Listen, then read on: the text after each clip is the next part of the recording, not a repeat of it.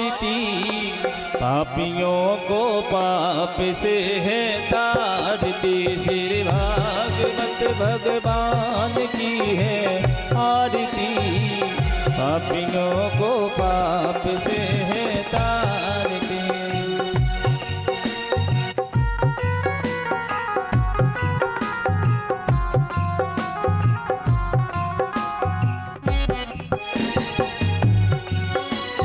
हमारी ग्रंथि है मुक्ति पंथी है पंचम वेद निराला नव ज्योति जगाने वाला है। हमारी ग्रंथि है मुक्ति पंथ है पंचम वेद निराला नव ज्योति जगाने वाला है। हमारी ग्रंथि है मुक्ति पंथी है पंचम वेद निराला नव ज्योति जगाने वाला। हरि नाम यही हरि ध्यान यही हरि नाम यही हरि ध्यान यही जग के मंगल की आरती पापियों को पाप से है तारती। तेरे भागवत भगवान की है आरती पापियों को पाप से है तारती।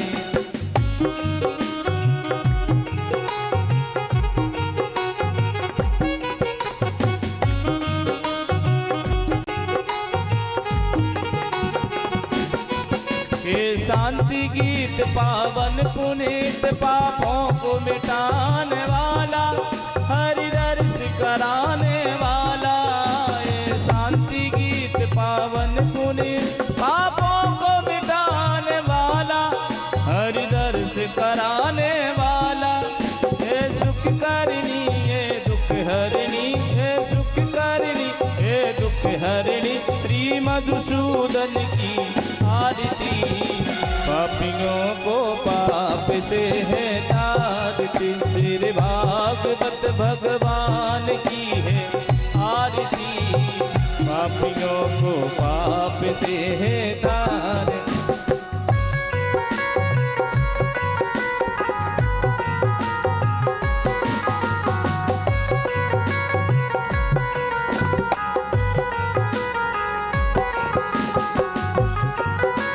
मधुर बोल जग पंथ खोल सन्मार्ग बताने वाला बिगड़ी को बनाने वाला। ये मधुर बोल जग पंथ खोल सन्मार्ग बताने वाला बिगड़ी को बनाने वाला।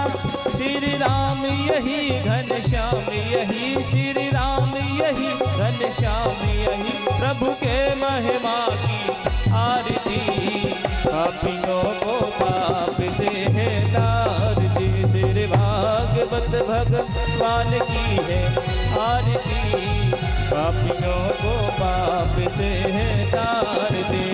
कर्पूर गौरम करुणावतारम संसार सारम मुर्गेन्द्रहार सदा वसंतम हृदयालविन्दे भवं भवानी सहितं नमामि। मंदार माला मुलकाल माने बपाल माला सही से गिरा दिगंबराय जगंबराय नमः शिवाय ओम नमः शिवाय। हरे रामा राम रामा हरे हरे हरे कृष्णा कृष्ण कृष्णा हरे हरे हरे रामा राम रामा हरे हरे कृष्ण कृष्ण हरे हरे राम राम हरे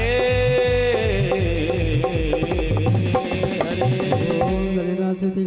पुष्पादिवादिवंदनम हरर्तिकं गृहादः हरि ओम। एकदन्ताय च विद्महे वक्रतुण्डाय च धीमहि तन्नो दन्ति प्रचोदयात्। नानासुगन्धपुष्पाणि यथा कालोर्भवानि च पुष्पाञ्जलिर्मया दत्ता।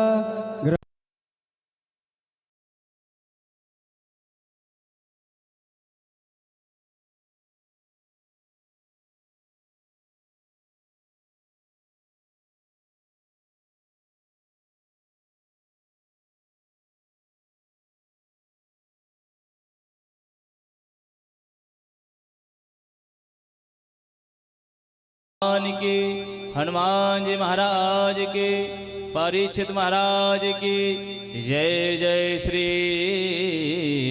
राधे श्याम। सभी भक्त अपने स्थान पर विराजमान हो जाएं और बहुत ही शांति बनाए रखें।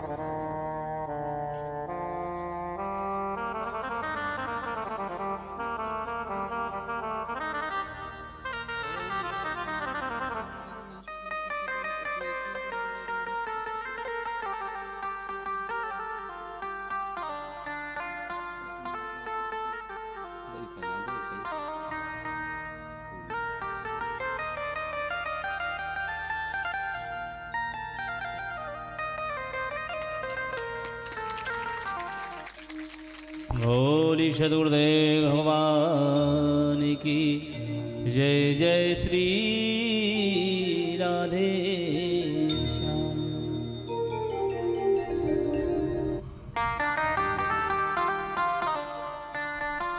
जय श्री राधे।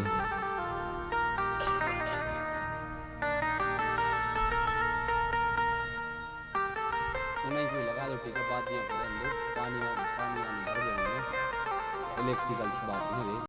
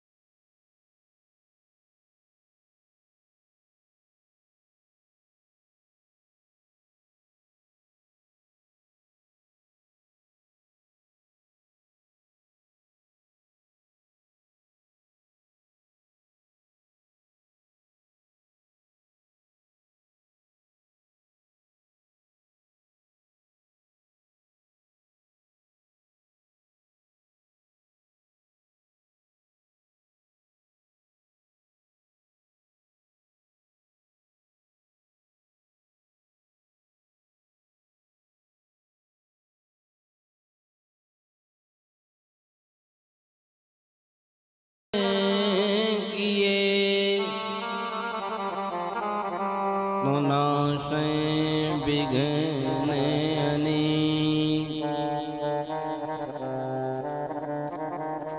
आइए हनुमंत विराजिए, मैं कथा कहब इतिहास। सोची सेवक तुम राम के, मैं चरणन को दास।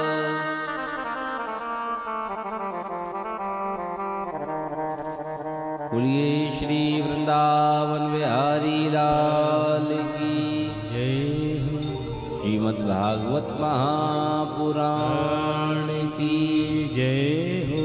श्री अयोध्यानाथ भगवान की जय हो। गौरी शंकर भगवान की जय हो। यज्ञ नारायण भगवान की जय हो।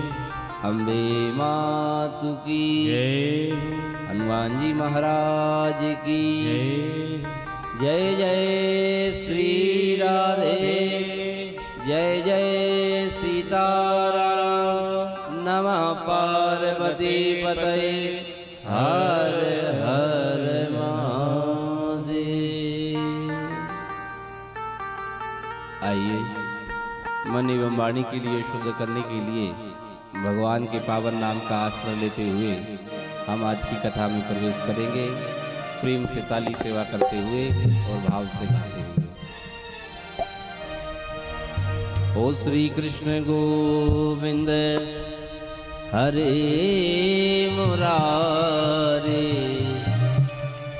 हे नाथ नारायण वासुदेवा। कृष्ण गोविंद हरे मुरारी, हे नाथ नारायण वासुदेवा। कृष्ण गोविंद हरे मुरारे, जय हो। हे नाथ नारायण वासुदेवा।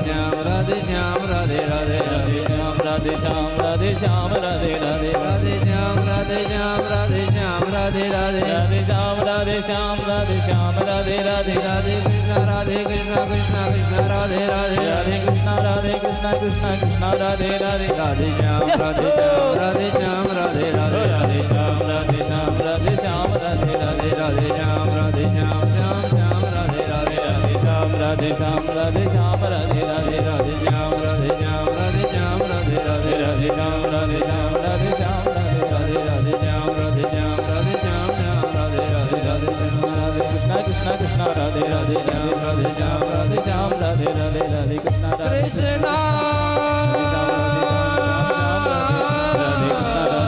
कृष्ण कृष्ण राधे राधे हरे कृष्णा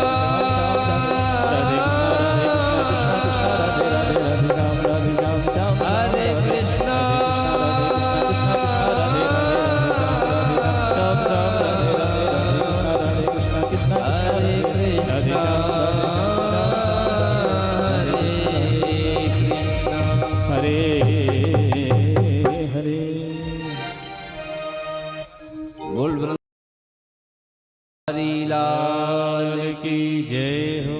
श्री सद्गुरुदेव भगवान की जय हो। नमः पार्वती पतये हर हर महादेव।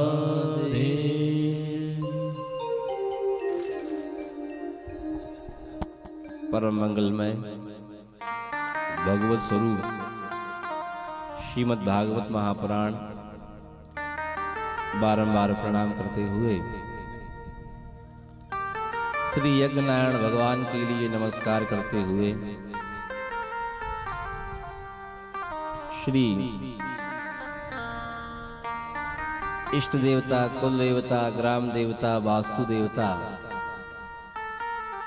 गांव में विराजमान सभी देवी देवताओं के लिए बारंबार प्रणाम करते हुए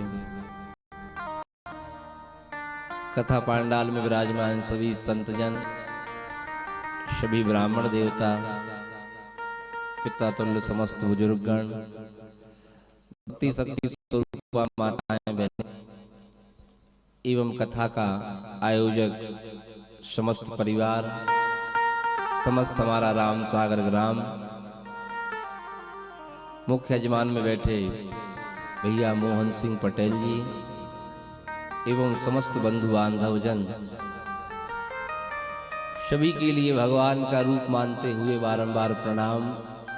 सभी को जय सिया राम, राधे श्याम, हरिओम। प्रेम से एक बार कहिए राधे राधे। अभी तो आधे ही आधे बोल रहे, पूरे कहाँ बोल रहे। पीछे वाले यहाँ के तो बोल ही नहीं रहे। जोर से बोलो राधे राधे। आवाज रोड तक तो पहुंच ही जाए। तो देखो राधे राधे बोलने से बड़ा फायदा होता है, नींद नहीं आती। बीच बीच में यदि बोलता रहे तो नींद दूर हो जाती है। भगवान की बड़ी भारी कृपा बरस रही है, जिसके फल स्वरूप श्रीमद् भागवत महापुराण की कथा हम लोगों के लिए नवरात्रि के परम पुनीत अवसर पर प्राप्त हो रही है। आज नवरात्रि का चतुर्थ दिवस है। चौथा जो दिन होता है, प्रथमं शैलपुत्री च द्वितीयं ब्रह्मचारिणी तृतीयं चंद्रघंटेति कूष्मांडेति चतुर्थकम। चतुर्दवर्थ माता कूष्मांडा का होता है। प्रथमम शैलपुत्री, नवरात्रि का जो पहला दिन होता है वो माता शैलपुत्री का होता है। शैल माने पर्वत की बेटी, जिनका नाम है पार्वती। शैल माने पहाड़, शैल की बेटी होने के कारण माता का नाम कहलाया शैलजा। पर्वत की बेटी होने के कारण माता का नाम कहलाया पार्वती।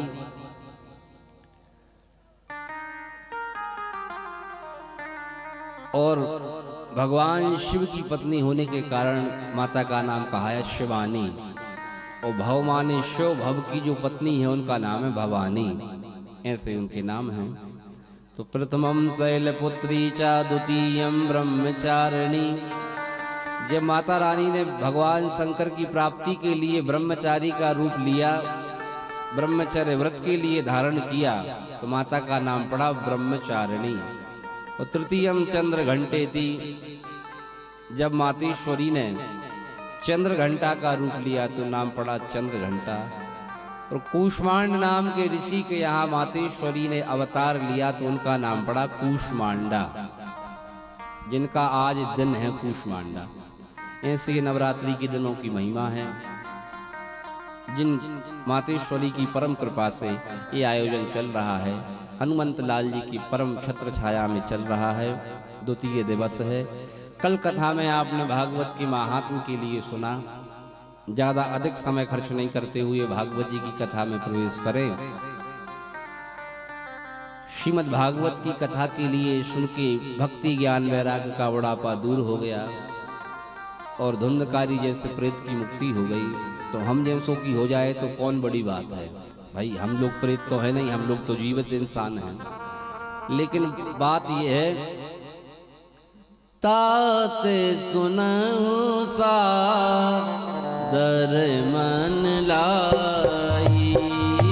तात सुनहु सादर मन लाई। तात सुनहु सादर मन लाई। तात सुनहु सादर मन लाई। तात सुनहु सादर मन लाई। तात सुनहु सादर मन लाई। तात सुनहु सादर मन लाई।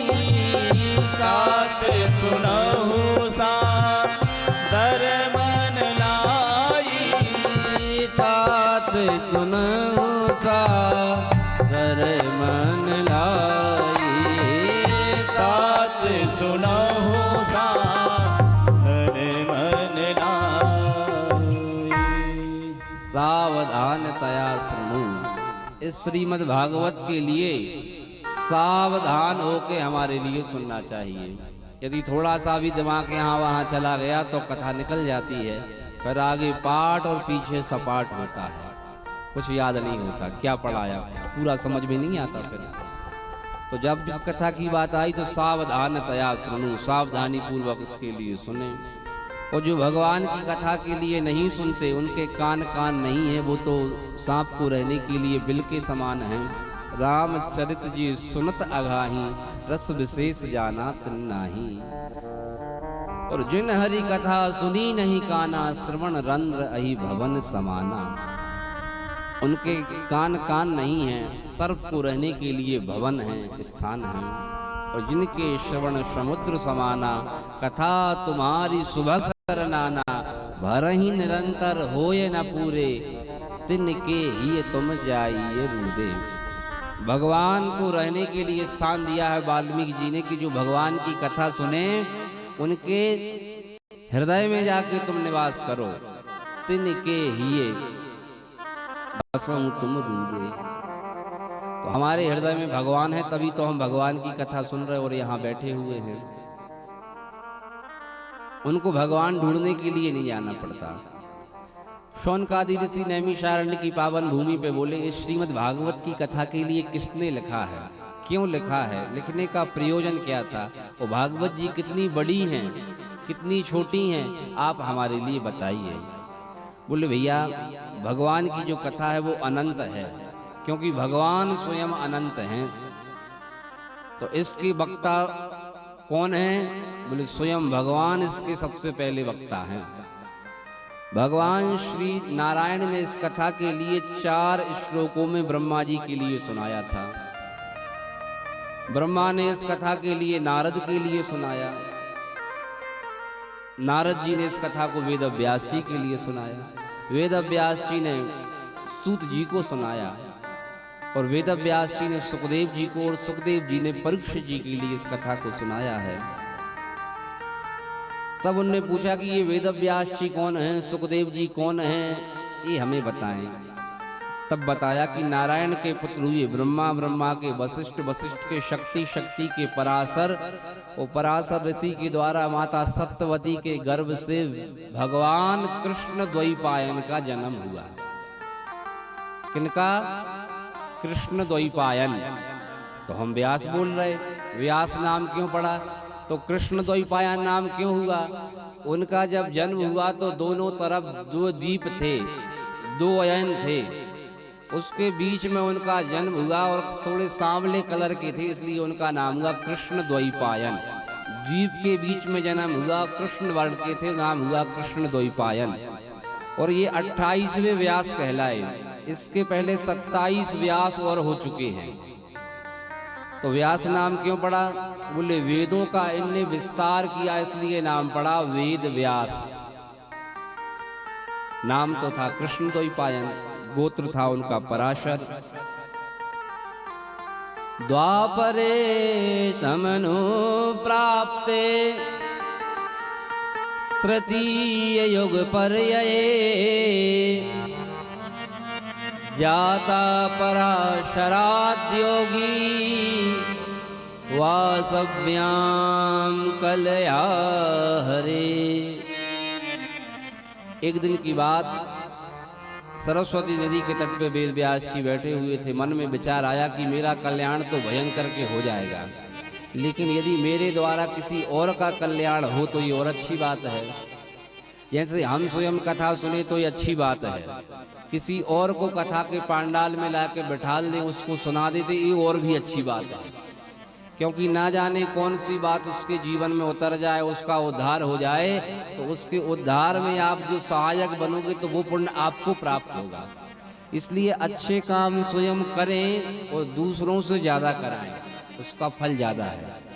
जैसे देखो भैया, अकेला आदमी भी कथा सुन सकता है, लेकिन ये प्रचार प्रसार क्यों किया जाता है? इसलिए किया जाता है कि कोई ऐसा आदमी आ जाए जो कथा नहीं करा पा रहा है, कथा पांडाल में बैठ जाता है, उसका उद्धार यदि हो जाता है तो जिसके द्वारा भगवान की कथा उसने सुनी है, जब सामने वाले का उद्धार होता है तो वो किशोरी राधा रानी कहती हैं इसने उनका उद्धार कर दिया है। अब एक काम करो, इसकी वजह से उसका उद्धार हुआ और भी लोगों का उद्धार हुआ, इसका तुम उद्धार कर दो। भैया अपना उद्धार सहज हो जाता है, सरल हो जाता है।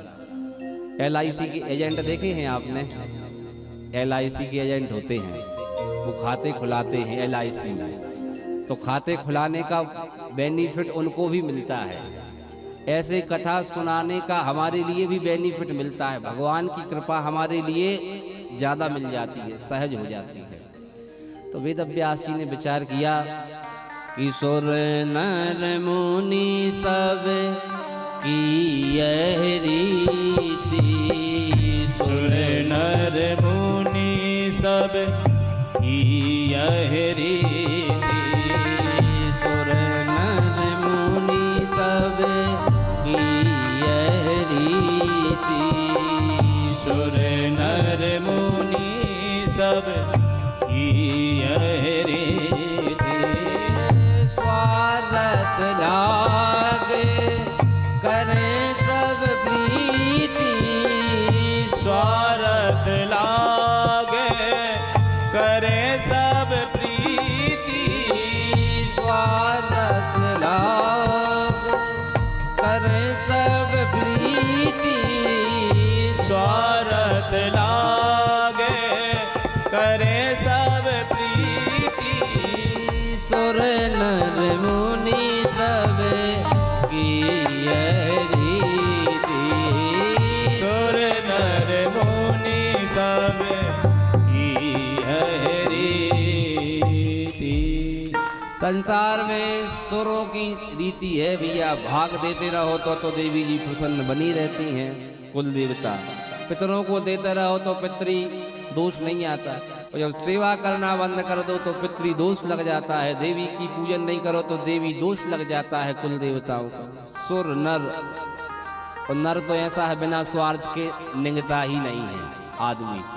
घर से निकले जैसे कौन भज्जा 25 साल तक बोली नहीं हो ये कई भी, अचानक आके कहने लगे बस भैया अब आप ही हो, तो समझ लीजिए कि 10-25 हजार को चूना लगवे वाला है। क्योंकि जो आदमी 25 साल से नहीं बोला और अचानक आके बात कर रहा है कि भाई साहब आप ही हो, आपके अलावा तो कोई नहीं है, हर एक गाँव में आपकी जय जयकार है, पूरी दुनिया आपकी जय जयकार कर रही है, आप तो आप ही हो, और आपके बाप की तो पूछो ही नहीं, दादाजी की क्या कहें। तो फिर देखो आप लगेगा चूना। तो सुर और नर मुनि लोग भी स्वार्थी होते हैं, संत लोग भी स्वार्थी होते हैं। कैसे? मुनि और संत में थोड़ा अंतर है। मुनि माना जिसने अपने मन के लिए मोड़ दिया है वो मुनि है भगवान की ओर, जिसने अपनी इंद्रियों पे मनन कर लिया है वो मुनि। तो मुनि कैसे है? बोले मुनि के अंदर भी भाव है कि भगवान दर्शन देंगे इसलिए वो भजन करते हैं, उनका भी स्वार्थ है कि भगवान हमें मिलेंगे। अंत में बात पूछी कि अब ऐसा कौन है जो बिना स्वार्थ का है? बोले पूरी दुनिया में ऐसा कोई नहीं है, सबकी यह रीति।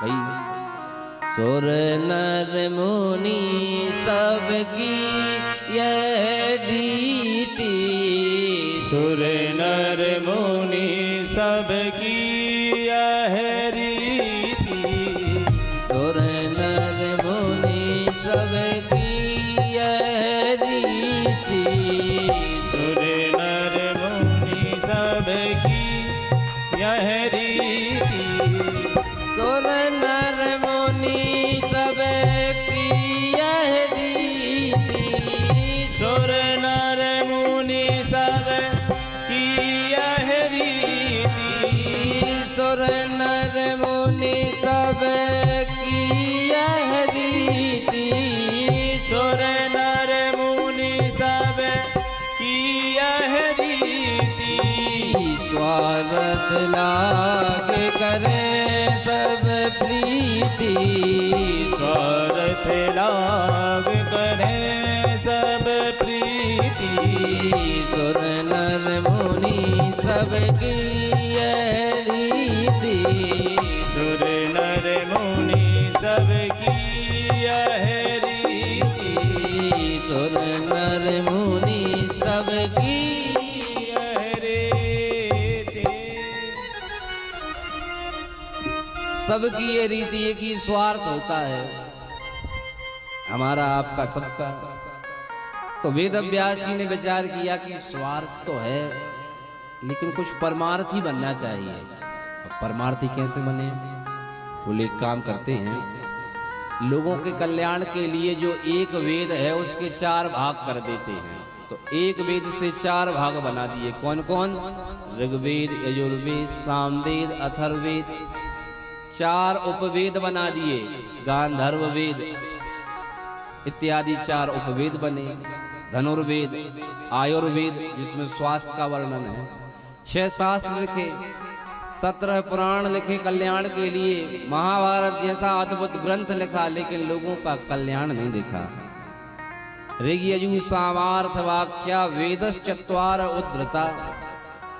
तो वेद व्यास जी उदास हो गए कि अब लोगों के कल्याण के लिए मुझे क्या लिखना चाहिए। जब आदमी के अंदर उदासी आती है, उदासी जब चेहरे का श्रृंगार करती है तो मक्खी की क्या कहें भाई। जब आदमी का जो चेहरा उदास हो जाता है तो ऐसा उदास होता है कि आदमी अलग दिखता है। उदासी जब चेहरे पे होती है और चिंता ऐसी होती है, चिंता को ही उदासी कहा जाता है कि चिंता में आदमी दिन प्रतिदिन दुबला होता है।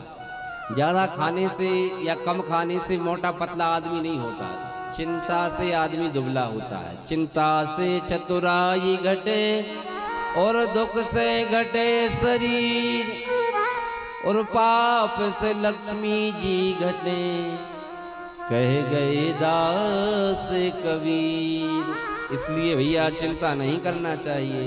चिंता चिता समान है, घुन की तरह लग जाती है, और चिता तो मुर्दे को जलाती है, चिंता जीते को खाती है। जिंदा आदमी जल जाता है चिंता में, इसलिए चिंता नहीं करना चाहिए। किस चीज की चिंता करें? अच्छा, चिंता जब होती है जब हम किसी चीज के मालिक बन के बैठते हैं, और मुनीम के लिए कोई चिंता नहीं होती। सेठ जी को घाटा लगे चाहे फायदा, वो तो उनको बराबर मिलना है, महीना जो फिक्स है। तो भैया ये जो दुनिया है पूरी परमात्मा की है, तो फिर चिंता क्यों की जाए? भाई बिगड़ जाए सो भगवान का बिगड़ जाए, और बन जाए सो भगवान का बिगड़ जाए। अपन बीच में क्यों टेंशन ले रहे? 50-100 साल की जिंदगी है, इसलिए चिंता नहीं करना चाहिए। चिंता करे बलाए हमारी इस माया जंजाल की, बलिहारी बलिहारी बोलो गिरधारी नंदलाल की। संत गाते क्या कहते हैं, बड़ा प्यारा भाव है। चिंता करे बलाई हमारी, चिंता करे बलाई हमारी इस माया जंजाल की, बलिहारी बलिहारी बोलो गिरधारी नंदलाल की। बलिहारी बलिहारी बोलो बलिहारी नंदलाल की। बलिहारी बलिहारी बोलो गिरधारी नंदलाल की। बलिहारी बलिहारी बोलो गिरधारी नंदलाल की। चिंता करे बलाई हमारी, चिंता करे बलाए हमारी, चिंता करे बलाई हमारी, चिंता करे बलाए हमारी इस माया जंजाल की। बलिहारी बलिहारी बोलो गिरधारी नंदलाल की। बलिहारी बलिहारी बोलो गिरधारी नंदलाल की। बलिहारी बलिहारी बोलो गिरधारी नंदलाल की। बलिहारी बलिहारी बोलो गिरधारी नंदलाल।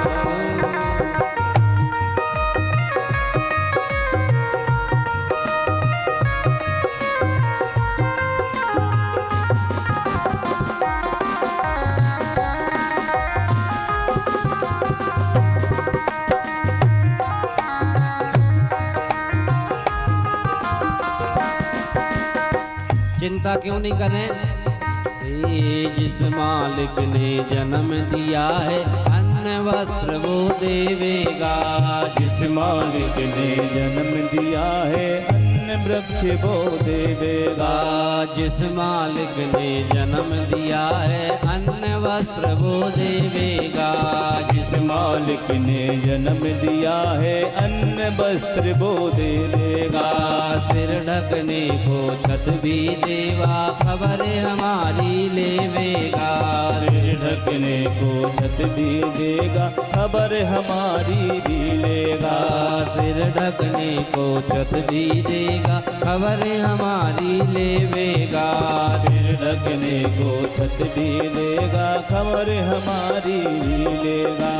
भजन करो निश्चिंत हो चिंता, भजन करो निसी शोक की चिंता। भजन करो निश्चिंत हो चिंता, भजन करो निसी शोक की चिंता। छोड़ो रोटी दाल की। बलिहारी बलिहारी बोलो गिरधारी नंदलाल की। ओ बलिहारी बलिहारी बोलो गिरधारी नंदलाल की। बलिहारी बलिहारी बोलो गिरधारी नंदलाल की। बलिहारी बलिहारी बोलो गिरधारी नंदलाल।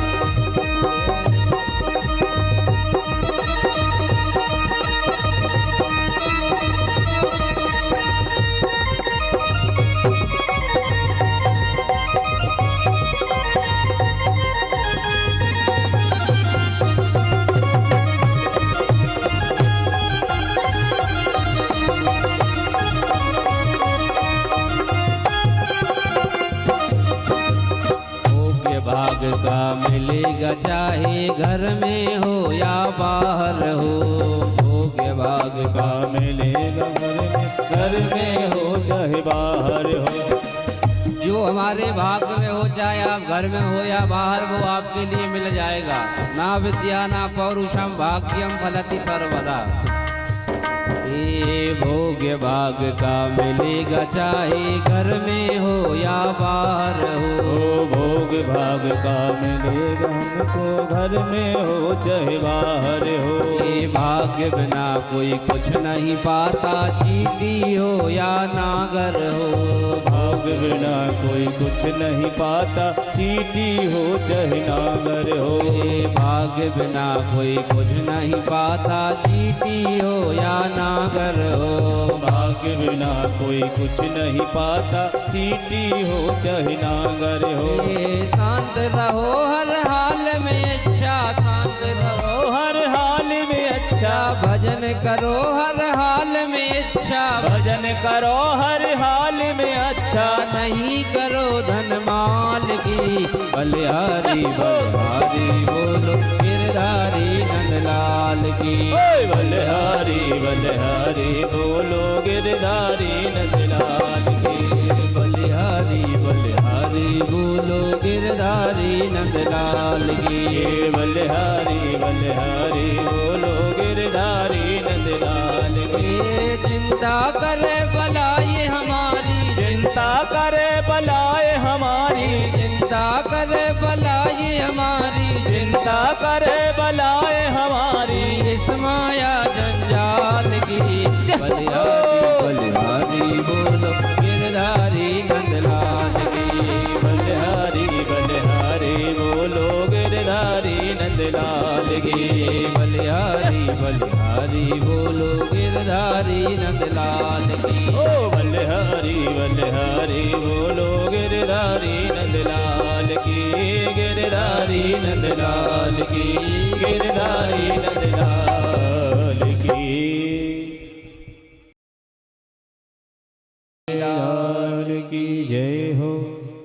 भजन करो हर हाल में अच्छा, नहीं करो धन माल की। बलिहारी बलिहारी बोलो गिरधारी नंदलाल की। तो भैया दुनिया की जितनी भी चिंताएं हैं उनको चिंता करने से क्या होगा। अब कोई सोचता रहे कि मेरे बेटे का विवाह हो जाए तो चिंता करने से होगा क्या। कोई कहे कि मेरे लिए मकान बनाना है तो मकान की सोचने से क्या बन जाएगा। कोई सोचे मेरी बहू की यहाँ बेटा हो जाए तो चिंता करने से हो जाएगा, नहीं होगा। तो किस चीज से होगा। आज अपनी दुनिया की जितनी चिंताएं हैं भाई लोग चिंताओं के लिए अपनी तौलिया में बांध लें। जो भी तुम्हारी चिंता हो, चाहे परिवार की हो, दुकान की हो, व्यापार की हो, संतान की हो, कोई भी हो, तौलिया नहीं हो तो रुमाल में बांध लो। रुमाल नहीं हो तो हाथ तो भगवान ने सबको ही दिए हैं, दोनों हाथों में आप रख लीजिए, माताएं साड़ी के पल्लू में रख लें और उस चिंता के लिए श्रीमद् भागवत जी के लिए चढ़ा दीजिए और भगवान का चिंतन आप करिए। आपके चिंता करने से वो चिंता दूर नहीं हुई है, लेकिन चिंता को भगवान के चरणों में चढ़ा दो और परमात्मा का चिंतन आज से चालू कर दो, वो तुम्हारी सब चिंता परमात्मा दूर करेगा। ऐसे परमात्मा के चिंतन का प्रभाव है। आज से ये आप बिल्कुल मान के चलिए। फिर देखिए आप भागवत जो कल्प वृक्ष कैसे पूर्ण नहीं करते। वेद व्यास जी ने जगत कल्याण के लिए कुछ नहीं किया, केवल परमात्मा का चिंतन किया। और जब चिंतन किया तो उस समय श्री नारद जी आए। माने भगवान का हम जब चिंतन करते हैं तो गुरु आते हैं, तो गुरु की बड़ी महिमा है। गुरुदेव आए, गुरुदेव ने कहा वेद व्यास तुम बड़े चिंतित दिख रहे हो। नारद जी की आजकल फिल्मों में, टीवियों में बड़ी मजाक उड़ाई जाती है, गांव में बड़ी मजाक उड़ाई जाती है। कोई तो यहाँ की बात वहां कर दे, वहां की यहाँ कर दे, लोग कहते हैं नारद हो गया। भाई नारद जी ऐसे थोड़ी हैं। हाँ ये कहो कि मंथरा हो गई, शकुनी हो गए तो बात अलग है। भाई नारद तो ऐसे ज्ञानी गुरु हैं जिनके शिष्य वेद व्यास हैं, जिनके शिष्य वाल्मीकि हैं, जिनके शिष्य ध्रुव और प्रहलाद हैं, जिनने भगवान को मिलाया है। ऐसे गुरु के लिए छोटी सी उपमा, नारम ज्ञानम ददाति इति नारदा, जो दूसरों को ज्ञान प्रदान करे उसका नाम है नारद। बताओ, और हम कहते हैं नारद। जितना फिल्मों ने हमारे बड़े बड़े संतों का, भगवान का अपमान किया है उतना किसी ने नहीं किया।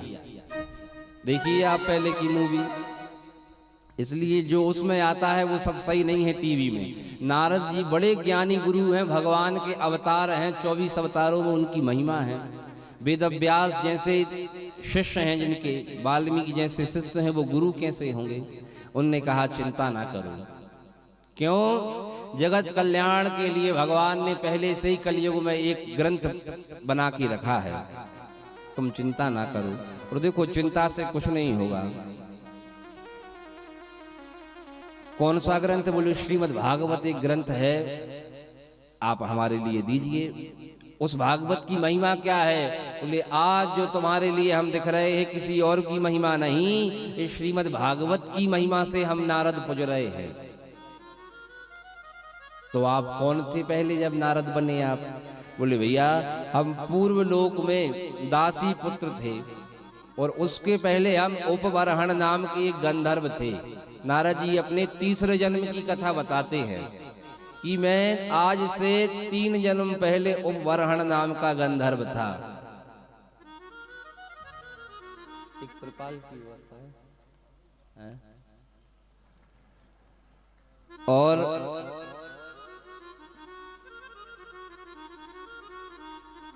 ब्रह्मलोक में एक बार गया। मेरा मन एक अप्सरा पे जैसे ही गया तो ब्रह्मा जी ने श्राप दे दिया कि तुम दासी पुत्र हो जाओ। और मैं दासी पुत्र हो गया। और जैसे ही दासी पुत्र के रूप में मेरा जन्म हुआ, बंधुओं जन्म से मैं गरीब था, पिताजी मेरे शांत हो गए थे, माँ की शरण में मैं रहता था। एक दिन की बात, हम लोग जब गरीबी से परेशान हो गए तो संतों की शरण में पहुंचे और संतों की शरण में जाके हमने श्रीमद् भागवत की कथा का रसपान किया। 4 महीने तक जब भागवत की कथा के लिए सुना तो ये संसार हमें ऐसा लगने लगा कि मोहन सा सब सोबनी हारा, मोहन सा सब सोबन हारा, मोहन सा सब सोबन हारा, मोहन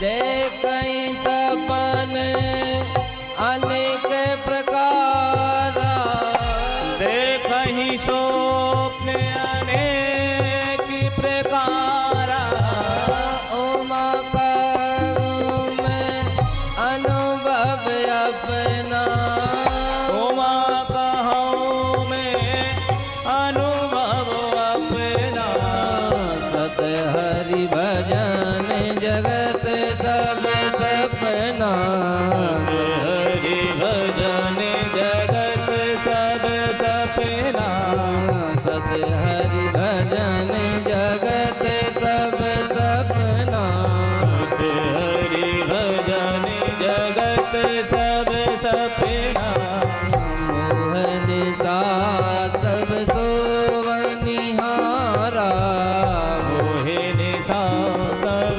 शोभनिहारा, मोहन सा सब सोवनिहारा। ये संसार मेरे लिए ऐसे दिखा जैसे मोह रूपी रात्रि में सो रहा है, अपना तो यहाँ कोई नहीं देखा ठोक बजाए, और अपना अपना क्या करे वृथा मोह लिपटाए।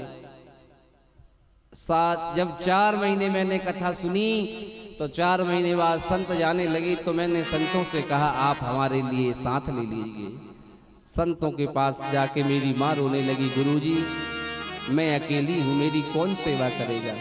संतों ने उपदेश दिया, बोले मैंने एक सूत्र क्या दिया तुम्हें, मातृदेवो भवो। जब तक माता पिता जीवित हैं उनकी सेवा नहीं करी तो बाबा बनने से कोई फायदा नहीं है भाई। यदि माता पिता जीवित बने रहे और तुम संत बन गए तो संत बनने के बाद पाप लगेगा। पहले माता पिता के ऋण से उऋण हो, बाद में संत बनो।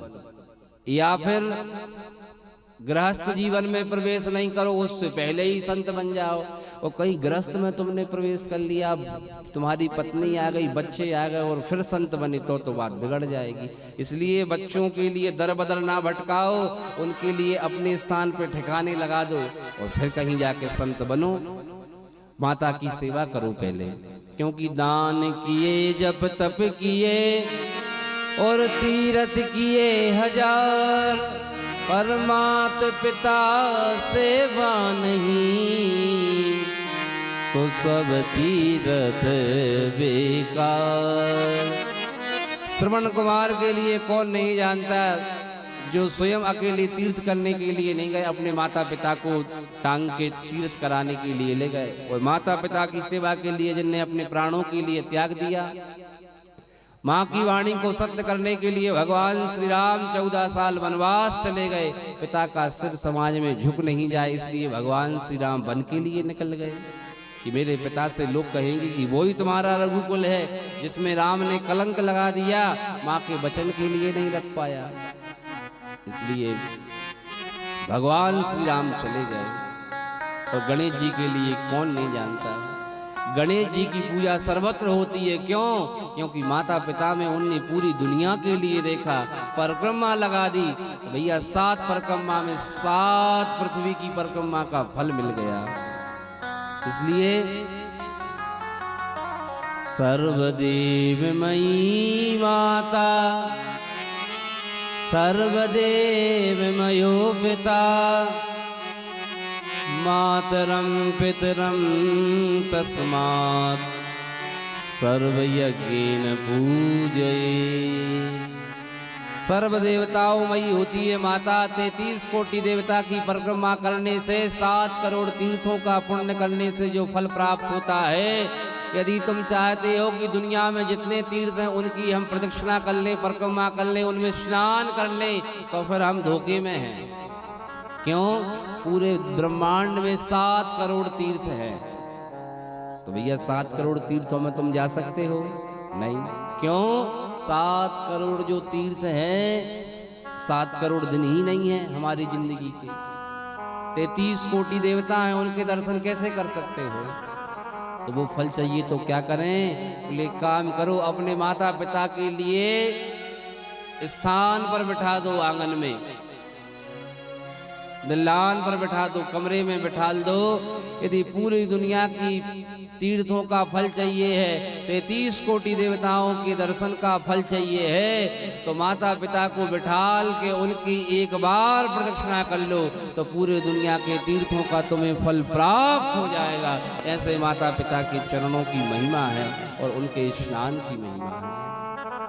भैया बड़ी महिमा बताई गई है माता पिता की। और देखो माता पिता की हमें सेवा करना चाहिए। हे नारद, तुम सेवा करो अपने माता की। यदि तुम बाबा बन जाओगे, संत बन जाओगे तो बात नहीं बनेगी।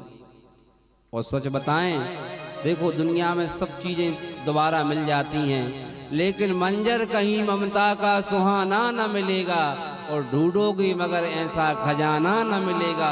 अगर माँ बाप का दिल दुखाया तो इतना समझ लेना, दुनिया में फिर तुम्हें ठिकाना न मिलेगा। दुनिया में तुम्हें ठिकाना न मिलेगा। इसलिए माँ बाप की सेवा करना चाहिए, ऐसे संत कहते हैं। भैया वो पूरी दुनिया की सेवा कर ली, माँ बाप के चरणों की सेवा नहीं करी तो क्या मतलब होगा। आज माता पिता हैं तो उनकी हम कदर नहीं जानते। जिस दिन माता पिता चले जाएंगे तो उनकी फोटो को देख के तुम रोते रहोगे। ये जो छत होती है तो ना बारिश आती है, ना धूप आती है और ना ठंड आती है। जिस दिन माता पिता रूपी छत चली जाती है उस दिन व्यक्ति को लगता है कि आज मेरा सब कुछ लुट गया। जब तक माँ होती है, पिता होता है, तब तक आदमी अनाथ नहीं होता। और जिस दिन वो तो भले ही बूढ़े हों, कुछ नहीं करते हों, लेकिन बैठे रहते हों, तो हमारा एक स्थान होता है कि कहीं जाके हम रो सकते हैं, बोल सकते हैं कुछ। फिर कहाँ रोगे। माता पिता की अपनी मूरत निहार के, माता पिता की अपनी मूरति निहार के, माता पिता की अपनी मूरत निहार के, माता पिता की अपनी मूरति निहार के। एक दिन रोगे चीखे पुकार के, एक दिन रोगे चीखे पुकार के, एक दिन रोगे चीखे पुकार के, एक दिन रोगे चीखे पुकार के। माता पिता की अपनी मूरत निहार के, माता पिता की अपनी मूरति निहार के।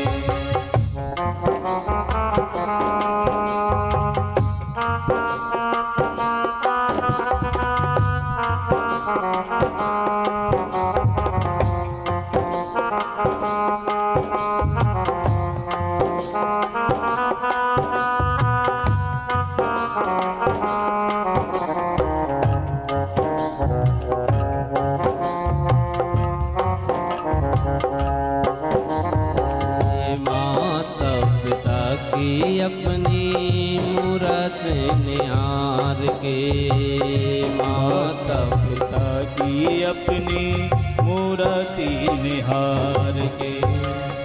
एक दिन रोगे चीखे पुकार के, एक दिन रोगे चीखे पुकार के। माता पिता की अपनी मूरत निहार के, माता पिता की अपनी मूरति निहार के। सिर पे नहात होगा धीरज बनाने को, आएगी न मैया रोके लाल को मनाने को। सिर पे नहात होगा धीरज बढ़ाने को, आएगी न मैया रोते लाल को मनाने को। सिर पे नहात होगा धीरज बनाने को, आएगी न मैया रोके मनाने को।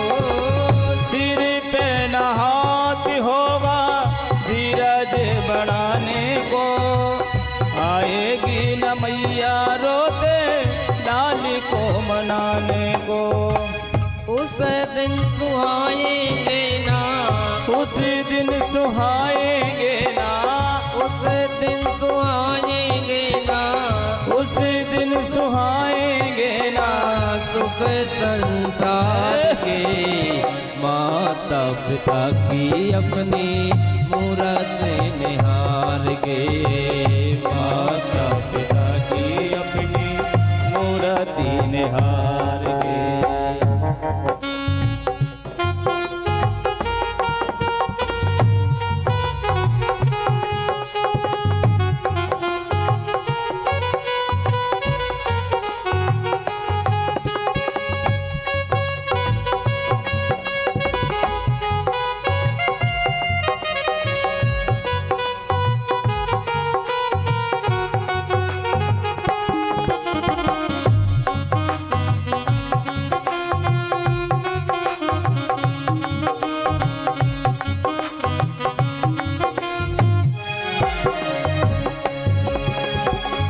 कोई भी न जागेगा तेरे इंतजार में। रोएगा ऐसे जैसे माझी मझधार में। कोई भी न जागेगा तेरे इंतजार में। रोएगा ऐसे जैसे माझी मझधार में। देखिए, जब बेटा बाहर जाता है, लौट के घर नहीं आ जाता, तब तक माता की नींद नहीं लगती कि मेरा बेटा कब आएगा। जब माँ बाप चले जाएंगे तो कौन जागेगा। आज कोई दुख होता है तो पीठ पे माँ बाप हाथ रख देते हैं, बेटा क्या बात है, हमारे लिए बताओ, हम तुम्हारी चिंता के लिए दूर करेंगे।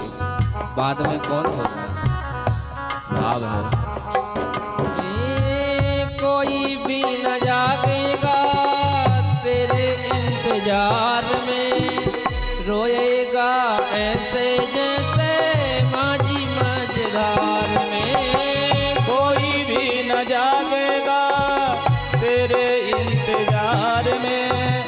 रोएगा ऐसे जैसे माझी मझधार में। सारे रिश्ते नाते होंगे, सारे रिश्ते नाते होंगे, सारे रिश्ते नाते होंगे, सारे रिश्ते नाते होंगे। दिन दो चार के माता पिता की अपनी मूरत निहार के। माता पिता की अपनी मूर्ति निहार के।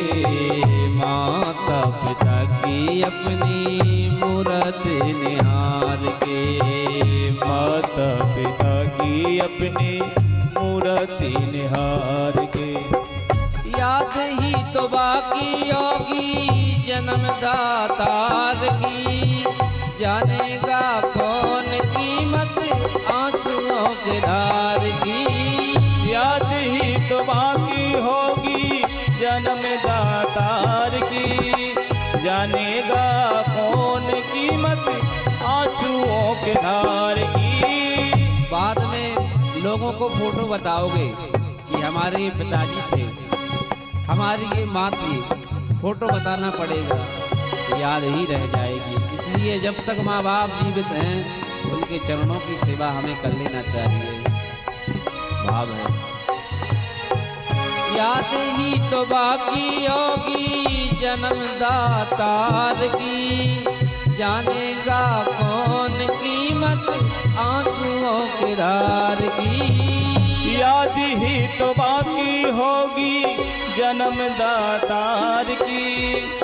जानेगा कौन कीमत आंसुओं के धार की। भूल नहीं पाएगा तू, भूल नहीं पाएगा तू, भूल नहीं पाएगा तू, भूल नहीं पाएगा तू। दिन ये बहार के माता पिता की अपनी मूरत निहार की अपनी मूर्ति निहार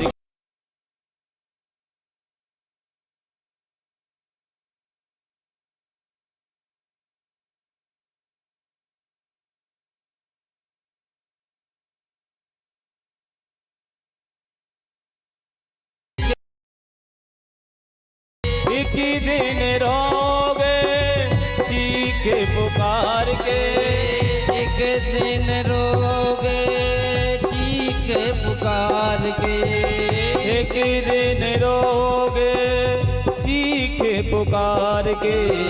माता पिता की अपनी मूर्ति निहार के, माता पिता की अपनी मूर्ति निहार के, माता पिता की अपनी मूर्ति निहार के, माता पिता की अपनी मूर्ति निहार के।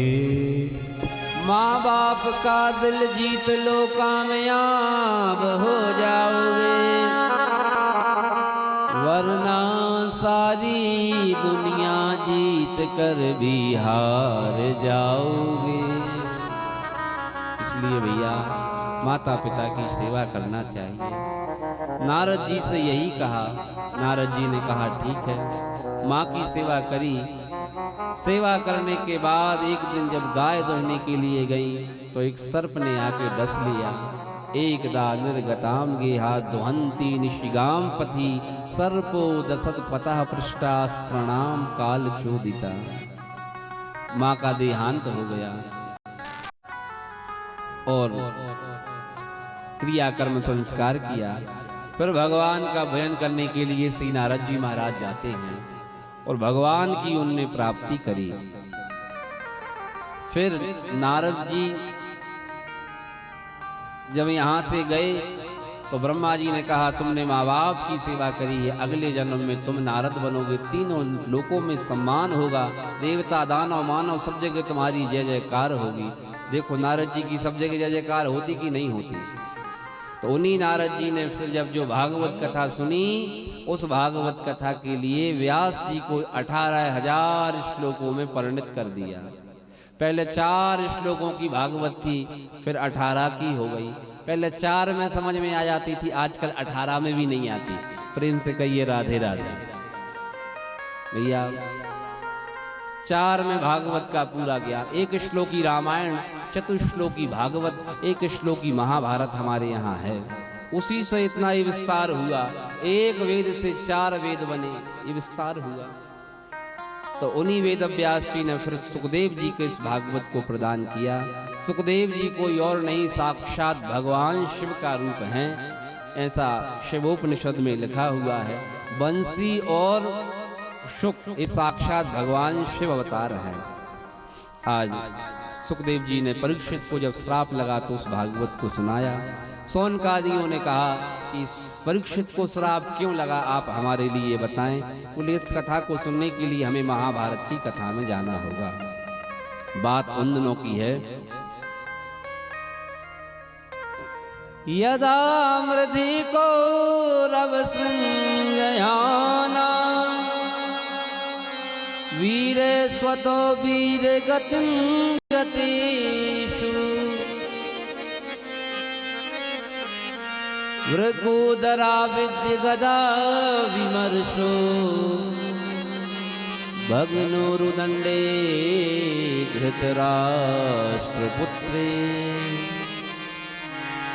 जब महाराज महाभिषेक ब्रह्मलोक में बैठे हुए थे, उसी समय माता गंगा भी वहां बैठी हुई थी। जोर से हवा आई तो माता गंगा का जो एक चुनरी थी ये उड़ गई। राजा साहब देखते रहे।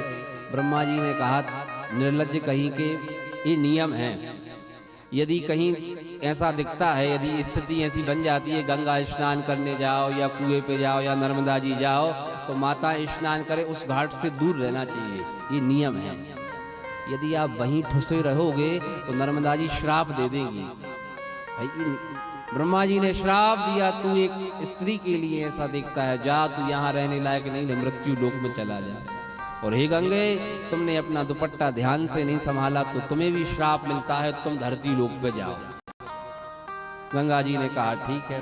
तो वही महाभिषेक नाम के जो राजा थे वो शांतनु बने और गंगा जी उनकी पत्नी बनी, शर्त पे कि हमें यदि आप टोकोगे तो हम फिर मायके चली जाएंगे। और आजकल भी ऐसा ही है, ज्यादा टोका तो महाराज फिर केस लग जाता है ना, फिर पेशी करो। इसलिए भैया ज्यादा भी नहीं करना चाहिए, थोड़ा बहुत चलता रहे बढ़िया, एकदम ज्यादा भी नहीं करना चाहिए, परेशान अति सर्वत्र भर जाएगी। बहुत टोका। 7 पुत्रों के लिए गंगा जी ने गंगा जी में ही बहा दिया। 8वें के रूप में जब भीष्म पितामह का प्रादुर्भाव हुआ तब भाई बाप तो बाप है, उसने कहा तू क्या करती है, बार बार पुत्रों को जन्म देती है और गंगा में बहा देती है। बोले महाराज जी हमने पहले ही कहा था आप टोक दोगे तो मैं चली जाऊंगी, इस बच्चे को संभालो। मैं गई। बोले एक काम करो, बेटे के लिए माँ ही आश्रय होती है, तुम बच्चे को लेके चले जाओ। तो उस भगवान परशुराम जी ने भीष्म पितामह के लिए संपूर्ण विद्याओं का दान दिया और समय आने पर शांतनु जी को प्रदान किया। फिर शांतनु जी का एक दिन मन माता सत्यवती पे आ गया, तो भीष्म पितामह ने अपने कारण सत्यवती के लिए मन में भाव था कि कहीं भीष्म राजा बनेगा तो मेरे पुत्रों के लिए कौन राज्य देगा।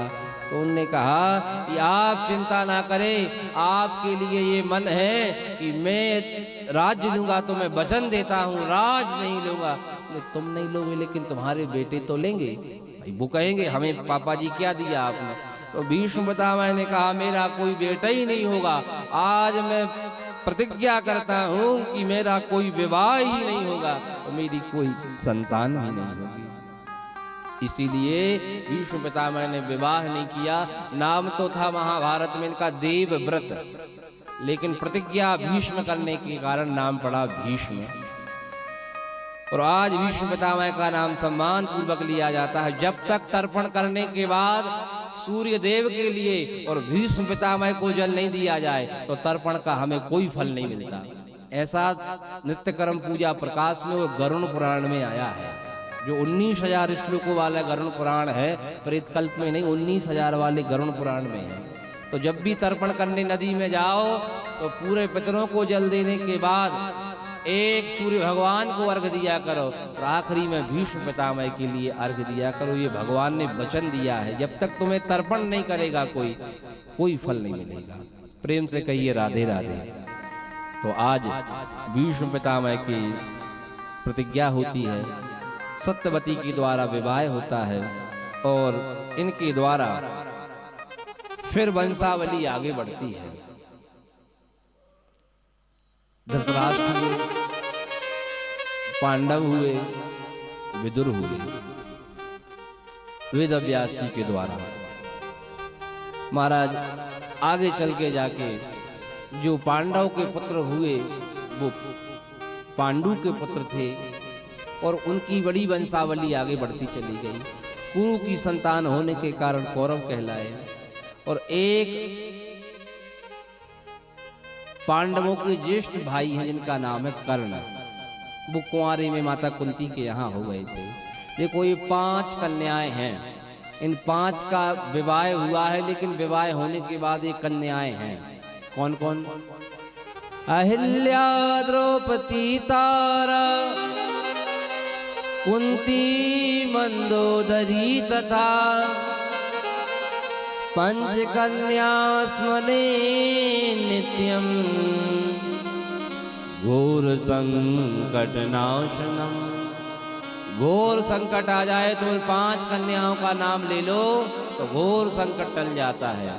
कौन कौन? अहिल्या, द्रौपदी, तारा, कुंती और मंदोदरी।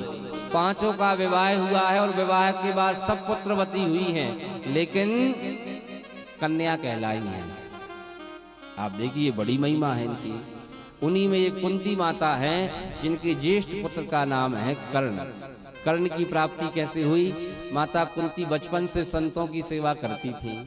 एक दिन की बात, महात्मा दुर्वासा आए तो बड़ी सेवा करी। दुर्वासा जी प्रसन्न हो गए, वरम ब्रूहि। बोले महाराज जी ऐसा आप कोई हमारे लिए वरदान दें जो आपको अच्छा लगता हो।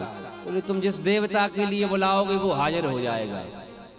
तो एक दिन माता जी ने विचार किया कि ये वरदान झूठा ही है कि सच में दिया है। तो उनने सूर्य भगवान का आवाहन कर दिया। तो सूर्य देव आ गए, बोले वरदान मांगो। बोले हम तो परीक्षा लेके देख रहे थे मंत्र सही है कि नहीं है। बोले अब नहीं बात बनेगी, अब तो कुछ मांगना पड़ेगा। बोले मैं छोटी हूँ, कुछ जानती नहीं, जो आपको अच्छा लगे सो आप दे दीजिए। बोले तो एक काम करो, हम तुम्हें एक पुत्र देते हैं। बोले महाराज जी ये कौन सा वरदान है, कुंवारी बेटी के लिए पुत्र, ये तो कलंक हो जाएगा। अरे बोले तुम्हारा ये वरदान दिलाने वाला पुत्र होगा, तुम्हारा उद्धार करेगा, ये भगवान से मिलाएगा और शूरवीरों में इसका नाम रहेगा। ठीक है, तो जिस पुत्र के लिए दिया उसका नाम हुआ कर्ण, लेकिन राधे के लिए दे दिया गया तो उसका नाम हो गया राधे और सूत पुत्र कहलाया। लेकिन वास्तव में वो क्षत्रिय पुत्र था, नाम था कर्ण। अब धीरे धीरे करके कौरव बड़े होते हैं, पांडव बड़े होते हैं। देखो बच्चों की लड़ाई में हमारे लिए आनंद नहीं लेना चाहिए। बच्चे जब बचपन में लड़े तो उनको रोकना चाहिए। जो बैलों के लिए लड़ाते हैं और बच्चों के लिए लड़ाते हैं, ऐसे लोगों को घोर पाप लगता है। दो बैल खड़े हुए हों, दो गायें खड़ी हुई हों, कभी उनकी लड़ाई नहीं कराना चाहिए। लड़ रहे हों तो उनको हटा देना चाहिए। और जो लड़ाता है उसको घोर पाप भोगना पड़ता है, बहुत बड़ा संकट भोगना पड़ता है। और बच्चों के लिए जो लड़वाते हैं, बोले हाँ लड़ जाओ लड़ जाओ, ऐसा नहीं, बच्चों को रोकना चाहिए, नहीं बेटा ऐसा नहीं करना चाहिए। और जो बच्चों को लड़वाते हैं उनको घोर पाप लगता है। शकुनी ने यही काम किया, बचपन से कौरव और पांडवों के लिए लड़ाया। ऐसे बीज बोए कि कौरव पांडवों की बनी नहीं। अच्छा, शकुनी ने ऐसे बीज क्यों बोए? शकुनी ने तो प्रतिज्ञा कर रखी थी कि मेरी विश्व सुंदरी बहन के लिए एक अंधे आदमी को ब्याह दिया, जबरदस्ती करके जबरदस्ती विवाह करा दिया था गांधारी का, भीष्म पितामह ने धृतराष्ट्र से। तो उसी समय शकुनी ने प्रतिज्ञा ले ली थी, दुनिया के मामा तो माँ से दोगुना प्रेम करते हैं भांजा से, ये शकुनी मामा कैसा कहलाएगा कि दोगुनी तुमसे शत्रुता ना करे, भांजों को ठिकाने लगा के जाएगा। भैया 100 बेटे हुए, एक बेटी हुई जिसका नाम हुआ दुःशला और 100 हुए कौरव। तो 100 बेटे कैसे हुए? एक बार गांधारी ने गर्भ को धारण किया, तो कई दिनों बाद जब संतान नहीं हुई तो उसने अपने पेट पे जोर से मुक्के मार लिए, तो वो जो गर्भ एक था वो 100 टुकड़ों में परिणत हो गया। इसलिए वो 100 कौरव बन गए। कभी गर्भवती माताओं के लिए मारना नहीं चाहिए, पटकना नहीं चाहिए, सहायता करनी चाहिए। 100 कौरव कहलाए, 5 पांडव हो गए। एक दिन की बात, भीम के लिए लड्डू खिला दिए जहर के, और भीमसेन सीधे जाके नदी में छोड़ दिए। नदी का रास्ता पाताल लोक चला गया था। नागों ने वहां देखा तो जहर को खींच लिया और भीम को वरदान दिया, 1000 हाथियों का तुम्हें बल प्राप्त होगा और सर्पदंश का तुम्हें कभी कष्ट नहीं होगा। ऐसे धीरे धीरे करके बड़े होते जाते हैं। एक दिन की बात कि महाभारत जैसा युद्ध दोनों में छिड़ गया। क्यों? कौरवों ने पांडवों को बहुत परेशान किया। देखो भैया, भाई भाई में मित्रता होनी चाहिए, द्वेष नहीं होना चाहिए, क्योंकि भाई भाई की भुजा होता है। हिम्मत उस दिन न टूटी जब दुश्मन की तलवार उठी, हिम्मत उस दिन न टूटी जब दुश्मन की तलवार उठी, और हिम्मत उस दिन टूट गई जब घर घर में दीवार उठी। एक एक घर में जब दीवार उठ जाती है, हिम्मत टूट जाती है। भाई की भाई भुजा होता है, बल होता है, भाई साथ में होता है, तो रावण को भी राम नहीं हरा पाए। जब तक विभीषण साथ में रहा, जब तक भैया भले ही कैसे ही था मेघनाथ, भले ही कैसे था कुंभकर्ण, भले ही कैसे था विभीषण, लेकिन भगवान श्री राम भी उनके लिए मार नहीं पाए, है ना। भाई भाई जब साथ रहते हैं तो कोई बाल बांका नहीं कर पाता। तो दुनिया जब देख लेती है कि भाई भाई में फूट चल रही है, तो फिर सब काम बिगाड़ देते हैं। पूरी दुनिया ने देखा कौरव पांडवों में बन नहीं रही है, तो कुछ राजा कौरवों की तरफ लग गए, कुछ पांडवों की तरफ। अरे चिंता क्यों करते हैं, हम तुम्हारे साथ लड़ाई करो। उनने कहा हम तुम्हारे साथ हैं, लड़ाई करो। तो भैया फिर वो युद्ध महाभारत बन गया। महाभारत सा युद्ध न हो अन्याय की कोई बात, चलो हम हो लें उसके साथ, करे जो कृष्ण की जैसी बात। कर्म है गीता का उपदेश, महाभारत है शांति संदेश। महाभारत क्यों हुआ? इसलिए हुआ क्योंकि जब ईमानदारी में बेईमानी आने लगी सोई महाभारत हो गया।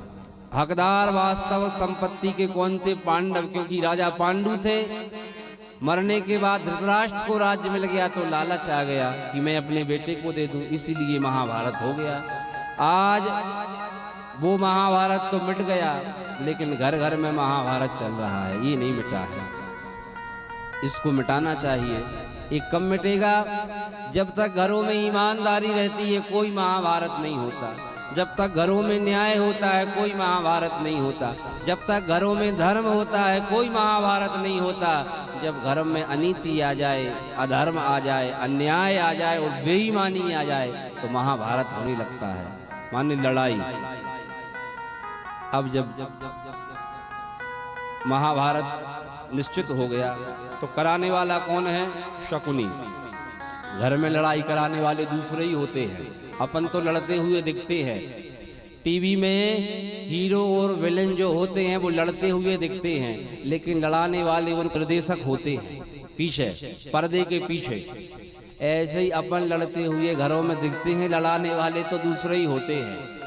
वो कह देते तेरे भाई ने ऐसा कहा, तेरे भैया ने ऐसा कहा, सो ऐसा चलता रहता महाराज, है कि नहीं? ये नहीं होना चाहिए, है ना। जब महाभारत का युद्ध निश्चय हो गया तब बंधुओं सहायता लेने के लिए दुर्योधन और अर्जुन आए। भगवान श्री कृष्ण के पांव के पास में दुर्योधन बैठ गया, लेकिन देखा कि भगवान सो रहे हैं, सो जाके भगवान के मस्तक के यहाँ बैठ गया। इतने में अर्जुन आए, अर्जुन भगवान के चरणों में बैठ गए। भगवान उठे और भगवान ने कहा अर्जुन कब के आए? बोले कब के आए? हम तो बहुत देर के आए। दुर्योधन बोला उनसे देर के हम आए। तो भैया आप पीछे क्यों बैठे? बोले आए तो पहले ही गई हैं। तो एक बात बताओ, हम पहले आए तो हमें पहले वरदान मिलना चाहिए। भगवान बोले मांगने में नियम ये नहीं होता, मांगने में जो छोटा होता है उसे पहले दिया जाता है। जैसे घर में बच्चे हो तो रोटी पहले उनको देना चाहिए, हाँ, फिर ये नहीं कि बड़े लोगों को मिले तभी ठीक है। बच्चों के लिए नियम पहले होता है। मांगने का जो अधिकार है वो छोटे को पहले है, मांग लीजिए। दुर्योधन ने कहा नहीं भैया, नियम तो ये है कि हम पहले आए तो हमें मांगना चाहिए। अर्जुन बोले इनको मांग लें दो जो मांगना है। भगवान बोले देखो एक तरफ तो हम रहेंगे, एक तरफ नारायणी सेना रहेगी, तो मैं जो मांगना सो मांग लो, और वो भी मैं निहत्ता रहूंगा। दुर्योधन ने विचार किया निहत्ता किस काम का? नारायणी सेना दुनिया की सर्वश्रेष्ठ सेना है, ये आप हमारे लिए दे दीजिए। बोले ठीक है।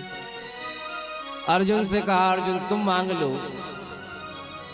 अर्जुन बोले भगवान आपकी कृपा बनी रहे और आप ही हमारे साथ बने रहे, हमें यही चाहिए है। मन बड़ा प्यारा भाव है, क्या कहते हैं? ओ मांगा मैंने श्याम से, मांगा मैंने श्याम से वरदान एक ही, वरदान एक ही, तेरी कृपा बनी रहे जब तक है जिंदगी। मांगा है मैंने श्याम से, मांगा है मैंने श्याम से वरदान एक ही, वरदान एक ही, तेरी कृपा बनी रहे जब तक है जिंदगी। मांगा है मैंने श्याम से वरदान एक ही, वरदान एक ही। तेरी कृपा बनी रहे जब तक है जिंदगी, तेरी कृपा बनी रहे जब तक है जिंदगी। जिस पर प्रभु का हाथ था वो पार हो गया, जिस पर प्रभु का हाथ था वो पार हो गया, जिस पर प्रभु का हाथ था वो पार हो गया, जिस पर प्रभु का हाथ था वो पार हो गया।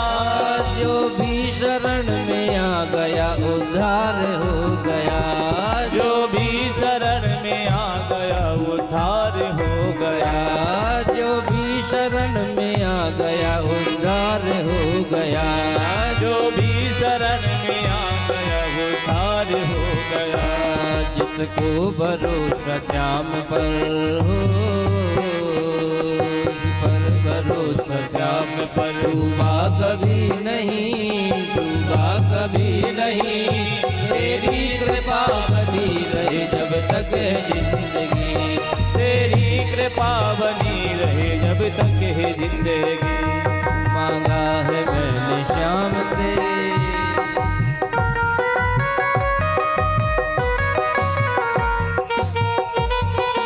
जय हो।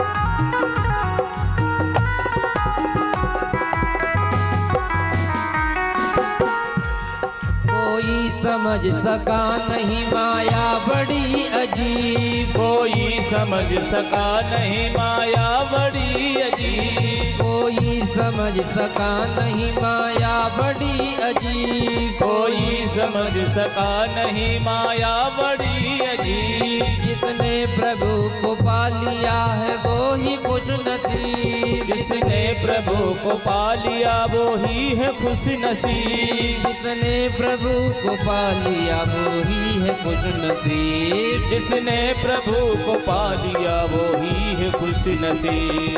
इसके इजाजत बिना, ओ जिसकी इजाजत के बिना पत्ता हिले नहीं, पत्ता हिले नहीं।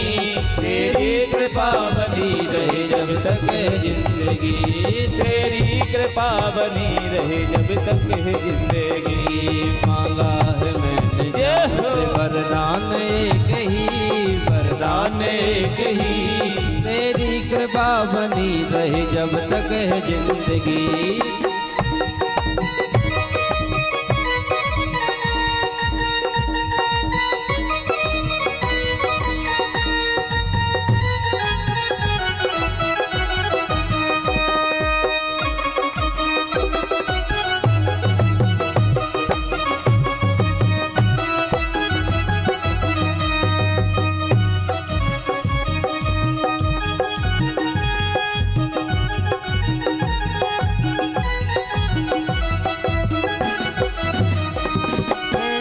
दयालु श्याम से रिश्ता बनाइए, ऐसे दयालु श्याम से रिश्ता बनाइए, ऐसे दयालु श्याम से रिश्ता बनाइए, ऐसे दयालु श्याम से रिश्ता बनाइए। मिलता रहेगा आपको जो कुछ भी चाहिए, मिलता रहेगा आपको जो कुछ भी चाहिए, मिलता रहेगा आपको जो कुछ भी चाहिए, मिलता रहेगा आपको जो कुछ भी चाहिए। ऐसा करिश्मा होगा, ऐसा करिश्मा होगा जो हुआ कभी नहीं, हुआ कभी नहीं। तेरी कृपा बनी रहे जब तक है जिंदगी, तेरी कृपा बनी रहे जब तक है जिंदगी। मांगा है मैंने श्याम से वरदान एक ही, वरदान एक ही। तेरी कृपा बनी रहे जब तक है जिंदगी, तेरी कृपा बनी रहे जब तक है जिंदगी, तेरी कृपा बनी रहे जब तक है जिंदगी, जब तक है जिंदगी। बोल सांवरे सलोने सरकार की जय हो।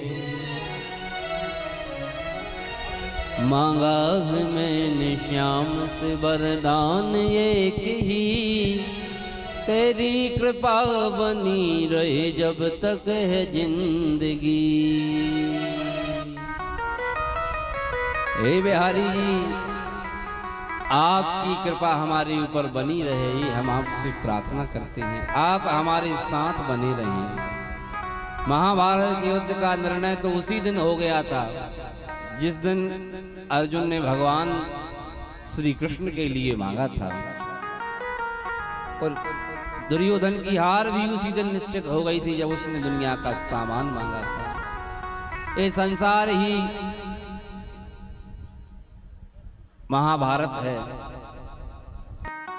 और अर्जुन और दुर्योधन कोई और नहीं, हम ही अर्जुन और दुर्योधन आप ही हैं। जिस दिन हम दुनिया की सामग्री को मांगते हैं उस दिन हम इस महाभारत के लिए हार जाते हैं, और जिस दिन हम इस संसार में मायापति के लिए मांग लेते हैं, भगवान को मांग लेते हैं, उसी दिन इस संसार रूपी महाभारत से हम जीत जाते हैं, और उसी दिन भैया हमारी विजय हो जाती है।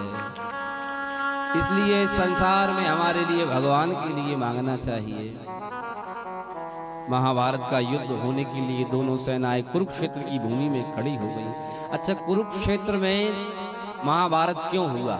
इसका पहले तो ये दिल्ली में होने वाला था, इंद्रप्रस्थ में, हस्तिनापुर में, पर यहाँ क्यों हुआ? कारण इसका ये है, महाभारत में लिखा है, ये कुरु नाम के राजा थे जिनने उस भूमि को बसाया, कुरुक्षेत्र हुआ। उनने भगवान का यज्ञ किया, भगवान प्रसन्न हो गए।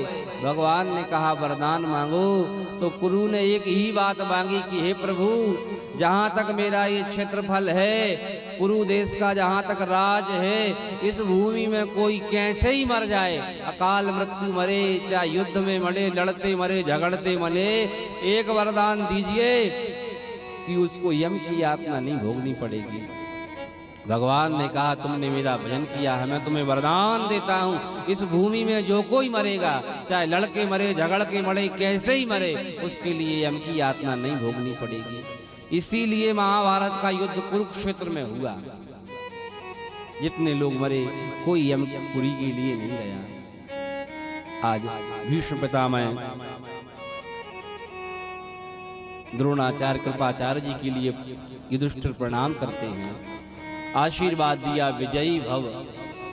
दुर्योधन कहने लगा लड़ते मेरी ओर से हो, आशीर्वाद विजय का उनको देते हो। बोले तुम प्रणाम करो तो आशीर्वाद तुम्हें भी मिलेगा। एक बात बताओ, कोई अपना बिल्कुल शत्रु आदमी हो, दुश्मनी वाला हो, और वो आके आपके पांव पर है, तो आप जाके हो कि सत्यानाश हो जाए तुम आओ, क्या हो बताओ? कहेंगे आप? कभी नहीं कहेंगे ना। बिल्कुल दुश्मन आदमी हो, शत्रु हो, मन में सैकड़ों गालियां निकल रही हो, फिर भी आप एक ही बात कहोगे, भैया खुश रहो, भैया आनंद रहो, आयुष मस्ती कल्याण मस्ती, कहोगे कि नहीं? आनंद में रहो। मुंह में भले कुछ हो, लेकिन भैया बाहर तो यही निकालोगे आप। प्रणाम करो। बोले यदि आशीर्वाद के सहारे जीते जाते तो हम लोग यहाँ क्यों खड़े होते? हम तो बल से करेंगे। प्रणाम करने से बहुत सी चीजें मिल जाती हैं। प्रणाम करना सीखिए। भगवान प्रणाम करते हैं। प्रातः काल उठ के रघुनाथा, माता पिता गुरु ना वही माथा।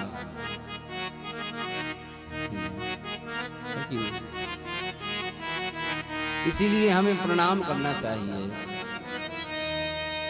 बंधुओं, आशीर्वाद दिया। आशीर्वाद देने के बाद युद्ध हुआ।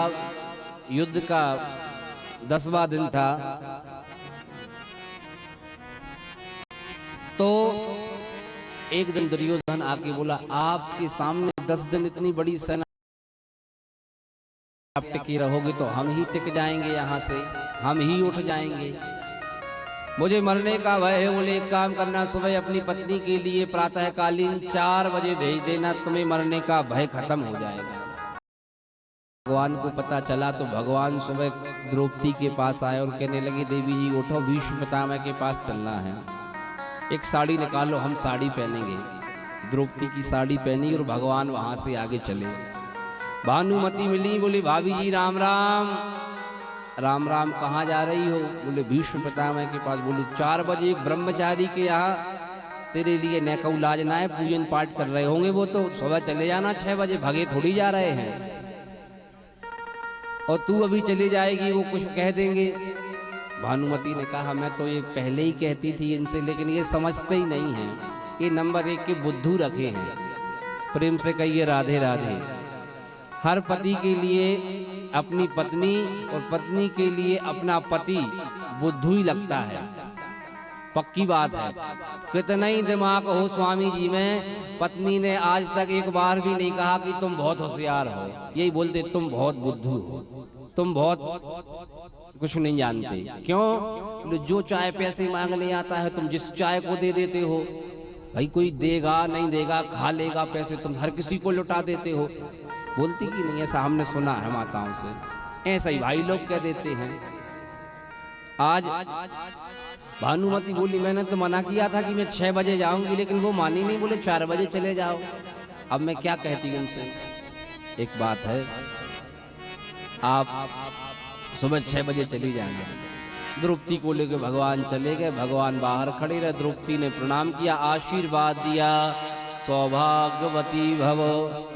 बोले हमें आशीर्वाद सौभाग्यवती होने का देते हो, और कल आपने प्रतिज्ञा ली थी कि एक पांडव को मैं मारूंगा, और ना मार पाया तो मैं युद्ध नहीं करूंगा, मेरा एक भी पति मर जाएगा, 5 में से तो मैं विधवा हो जाऊंगी। अब तो भीष्म पितामह फंस गए कि मैं प्रतिज्ञा बचाऊं कि मैं आशीर्वाद बचाऊं। भीष्म पितामह का दिमाग चला और बोले, ऐसा है, तुम्हें इतना दिमाग देने वाला कौन है? बोले बाहर खड़े हुए हैं। जो बाहर आके देखा तो एक नारी खड़ी हुई थी। भीष्म पितामह ने देखा कि ये नारी नहीं है, ये तो नारायण है। प्रणाम किया, बोले हे प्रभु, इन पांडवों के लिए आप शांति दूत बन गए, मित्र बन गए, बुआ के लड़के बन गए, मामा के लड़के बन गए, मित्र बन गए, राजदूत बन गए, इनके सारथी बन गए। आज देखा कि आप इनके लिए नारी बन गए, तो कुछ मेरे लिए भी बन जाइए ना। आपने मेरी प्रतिज्ञा फेल करा दी। एक प्रार्थना है, जब मेरे मरने का समय आएगा तो मेरे लिए आप कुछ बन के आएंगे कि नहीं आएंगे? क्या बन के आएंगे? बोले कुछ बन के आ जाना। क्या? जब छोड़ चलूं इस दुनिया को, होठों पे नाम तुम्हारा हो। जब छोड़ चलूं इस दुनिया को, होठों पे नाम तुम्हारा हो। जब छोड़ चलूं इस दुनिया को, होठों पे नाम तुम्हारा हो। जब छोड़ चलूं इस दुनिया को, होठों पे नाम तुम्हारा हो। चाहे स्वर्ग मिले चाहे नरक मिले, हृदय में वास तुम्हारा हो। चाहे स्वर्ग मिले या नरक मिले, हृदय में वास तुम्हारा हो। जब छोड़ चलूं इस दुनिया को।